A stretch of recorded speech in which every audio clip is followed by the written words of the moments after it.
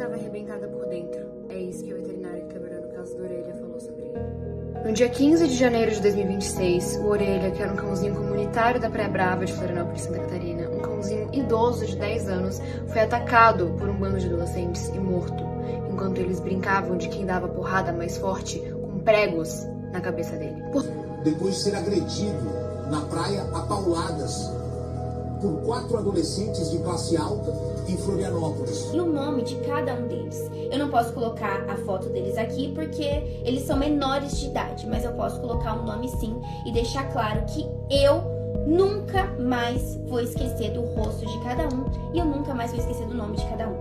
O que vocês puderem compartilhar sobre a Orelha, não precisa ser esse vídeo, mas o que vocês puderem compartilhar, compartilhem. Não deixem esse assunto morrer, vamos fazer isso chegar nas grandes mídias e vamos fazer com que a Orelha tenha justiça